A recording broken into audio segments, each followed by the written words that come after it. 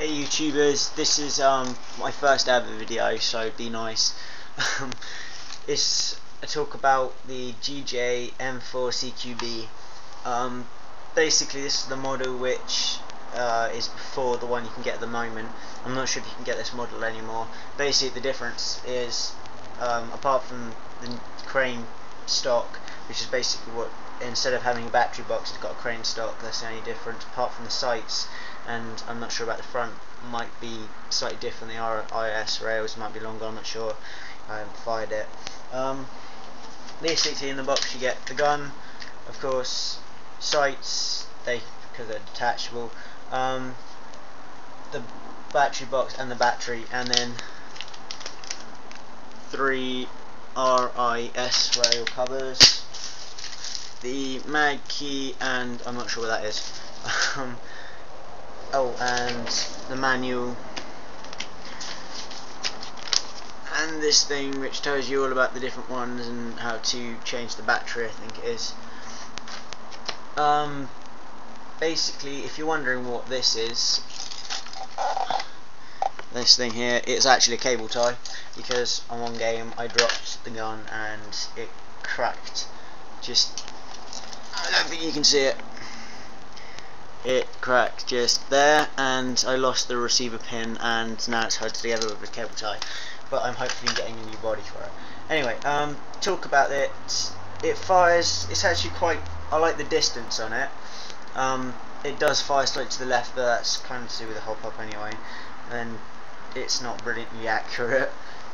And I suppose that depends on what the wind's like anyway. But it does have quite a good range. It's quite powerful. I think.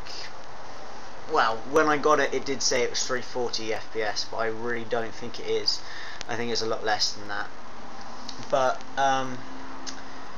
the sights, well, of course, you don't really need them because they're not. It's a BB gun, and when you're firing at a target in a forest, is quite a range away.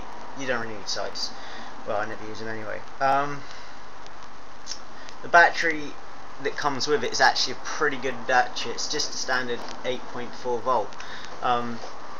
It has lasted me, well, it always lasts me the whole day. It does get a little bit, it will get flat after a while, like towards the end of your skirmish day, and eventually it will just die. But I haven't actually got another battery, and they usually last me the whole day. This one, slight problem with, I think, well, it's definitely front heavy, but the back, the stock is there's a lot of wobble in that. So in other words, I don't feel safe with having it like that in my shoulder, because I think that only being plastic in there, I think it will just snap off if I put too much pressure down on it. Another thing is it seems to slide a lot, which I don't think it's meant to do. Well, it didn't originally, so I tend to have to like that, and this is very thin plastic and I wouldn't really trust it. Another problem with it is the switch is very faulty. It wasn't originally, but after a while of having it and just switching through it, I'm guessing it's just wear and tear, that it's sometimes it will, if you turn it from safe to semi or auto to semi, it will just stay on safe. So safe and semi are safe.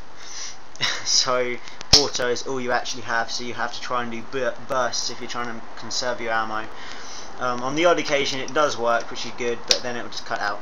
It will never last for a while.